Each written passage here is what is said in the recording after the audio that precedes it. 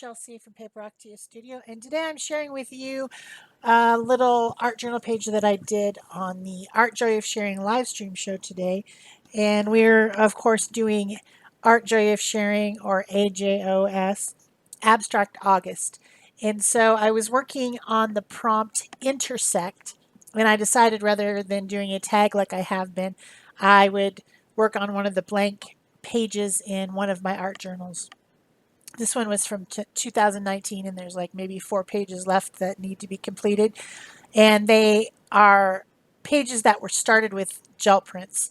So this is a gel printed page that started with the Stencil Circles, which is a Stencil Girl stencil, and it's got red-orange colors on it, red, yellow, and orange.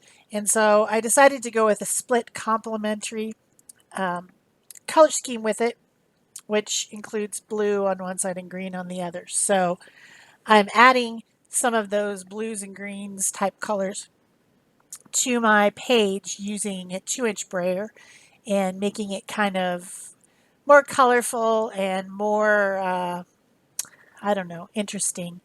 I'm going to just do a lot of layers on this page, a lot of different things to make it more interesting and colorful. And there's a plan. I have a plan. So once that first layer was dry, then I decided to do some collage. And so I have these little pieces of tissue paper that have some text on them, and a little bit of napkin and some other orange tissue that's just all like kind of translucent thin layers. There's a piece of music paper, I think, and also some type of a piece of orange paper. But other than that, it's all tissue type thin stuff like napkin or tissue paper. And I'm collaging them just, around, trying to make them, make the background more interesting, make it more fun and interesting, and have a lot of elements to it. I want it to have a lot going on. So this is pretty fun. This is kind of almost mindless. I guess I'm thinking a little bit about where things are going, but not a whole lot. We're on the live stream. I'm talking, we're talking, although we really didn't talk very much today on the live stream. But yeah, not fussing about this, not stressing over it. I just want to make a really a background that's full of stuff, that has a lot of things going on. That's my plan. There's a little piece of music paper. These are just little scraps that were laying on my desk. Oftentimes that's how I pick my collage papers. If it's just going to be a layer and not the main focus, I can just use stuff that's just laying around. And these are just little teeny tiny pieces left over from another something that I did.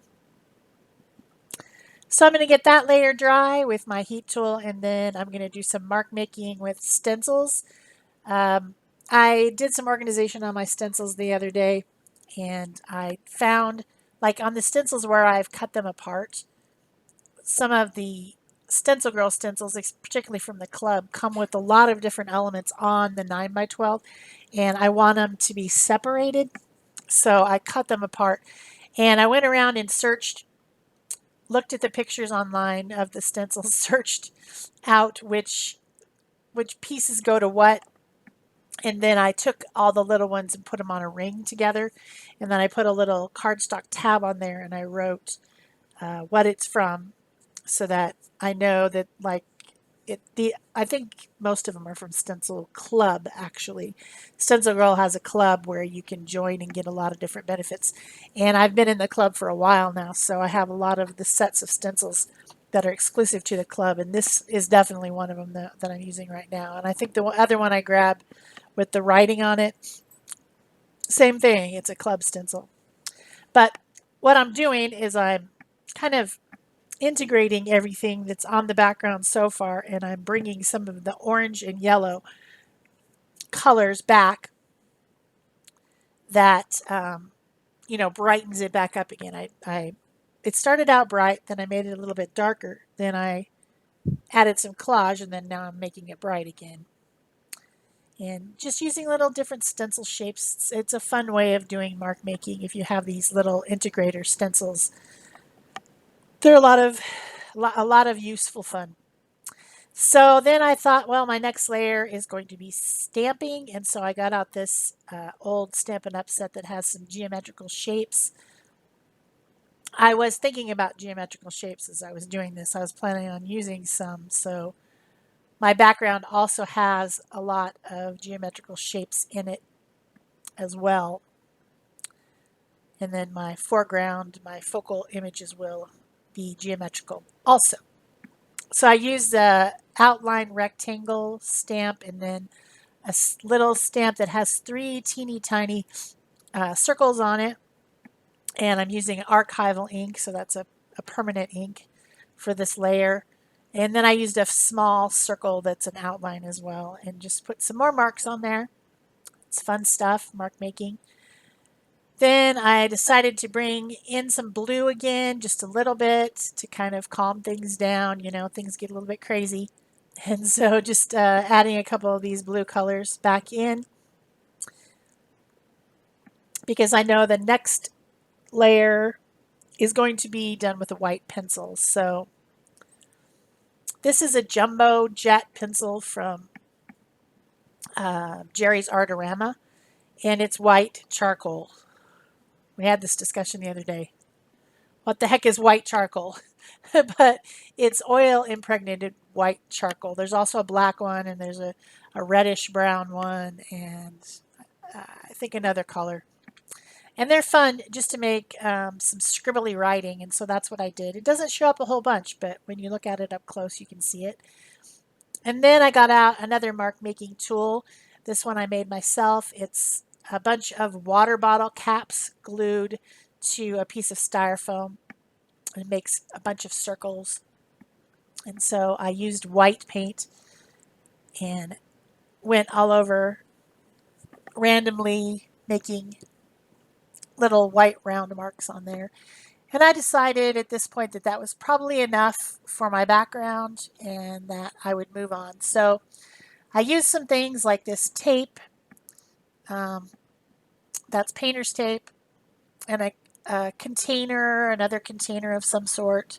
It's big and small containers that were on my desk to make some circles. The prompt for this page that I'm doing is Intersect, and I wanted to have circle shapes that were intersecting, touching each other to give the idea of intersection, of worlds colliding, basically. These circles are going to run into each other and bump, and that's where the intersections are. So then my next step was to use some white gesso. I have a small flat brush that I'm working with, and then I also bring in a water brush, and instead of painting the circles, I'm painting the opposite of the circles. So I'm painting in the background, and I'm not making it super solid because I do want some of it to show, because what's the point of doing all that if you don't have any of it show? So I'm doing what some people call reverse painting. I tend to call it exclusion painting. I'm excluding the background and letting the images that I drew on there stand out in the foreground. This is a fun process. It's just something really fun you can do in your art journal, or you can make an abstract piece of art to hang on the wall doing this too. It's just interesting and fun thing to do. So that was my big plan for Intersect. I've got some circles within circles, some smaller solid circles, and then a larger solid circle. And I'm just painting away and kind of blending with the water brush so that I get a little bit of an area in each of the solid areas that shows through just a tiny bit. I'm also using a baby wipe to kind of blot and wipe a little bit. And I think this looks interesting. I like the way it looks. It's fun to do this process. I suggest everyone gives it a try. It's not difficult, and it's not it's something that you can do easily while still thinking about other things and not necessarily really focusing so hard on what art you're making. You can get some real enjoyment out of this process. So I decided I needed one more little circle up at the top because it looked out of balance to me. So I used the embossing powder one again and drew just another little intersecting circle up at the top that's intersecting with that larger one. And that seems more balanced to me. So this is day 6 of hashtag AJOS Abstract August. I hope that you plan to join us, even if you just do one abstract piece in the month, or if you do something every day. You can use the prompts, not use the prompts, it doesn't matter. You can use more than one prompt on a piece. One lady in our group used 23 of the prompts on one piece of art. You can do that. You can jump around. You don't have to do the prompts in order. You can do whatever one makes you happy that day. We just are trying to encourage you to do art, do lots of art, and share it with our group or with the world at large. You can use that hashtag. So the next thing that I did was to use my fine liner bottle with fluid acrylic in it and just kind of make scratchy, sketchy lines around the outsides of my intersecting circles. And this is when I forgot that little one up at the top. Completely forgot it was there after I had added it. I had to go back. I made a little smear right there. This stuff isn't dry. When you're doing a live stream, you just got to move on. You can't wait for things to dry. So I smeared a little black, but that was okay. I just fixed it with my baby wipe. So I hope you're enjoying this video and this series for the month of August. If you are, please remember to give me a thumbs up. Leave me a comment or question below. Subscribe if you haven't already. Turn on your notification bells. You can pin this on Pinterest, and you can look at my Pinterest board to find all the different Abstract August things I've done, and Peg has done if she remembers to pin them. The last thing I did,